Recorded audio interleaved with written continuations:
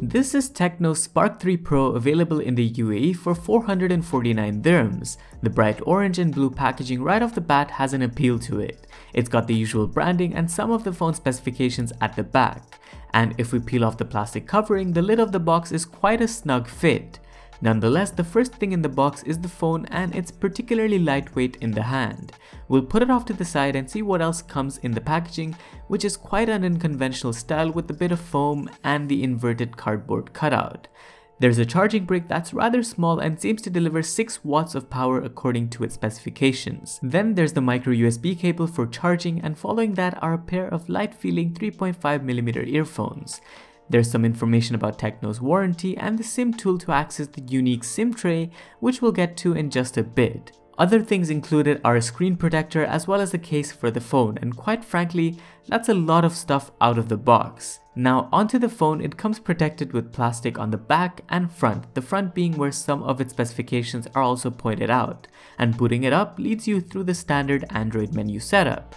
This phone is running HiOS, which is a custom software on top of Android 9 Pie. There's a lot that TECNO put into the phone, like a focus on gestures, whether that's to ease up navigation or productivity with a 3-finger swipe to take a screenshot, for example.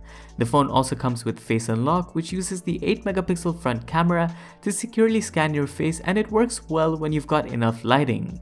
The phone also detects being picked up and wakes up directly to Face Unlock, which is pretty neat. TECNO also provides something called a secure or hidden folder, which lets you store private applications. In all honesty, there's a lot of software support from TECNO, but in doing so, it eats up a sizable portion of the phone's RAM. With just 2GB, it isn't enough, and I've experienced forced closes on apps already. Browsing through the UI is also a bit clunky, so TECNO needs to look to iron out all of these with future software support to better optimize the phone's 2GHz quad-core CPU. Other hardware features include the rear-mounted fingerprint scanner, the headphone jack, and the unique dual SIM tray with microSD expansion all in one. Of course, the super full-view 6.2-inch screen is also a major hardware feature rated at 720p resolution, and it's nothing special but gets the job done when watching content, and viewing angles are actually pretty nice. The notch on the display is also where you find the hardware flash, which is a cool inclusion and can be useful for darker environments when you're video calling, for example. But that leads me to the phone's camera.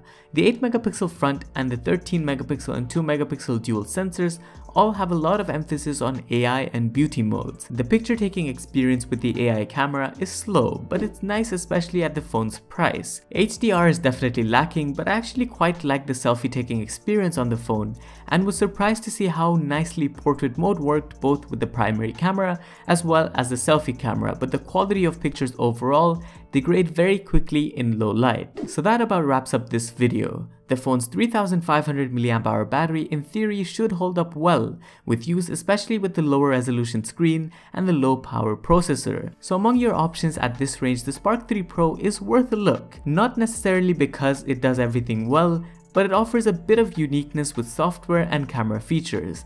But with it being the festive period and the summer, you can get more value for your money, especially with discounts on other budget phones at the moment. That's all for this video. Let us know what you think about it down in the comments below, and make sure to subscribe. This was Vaibhav, and I'll see you in the next one. Adios.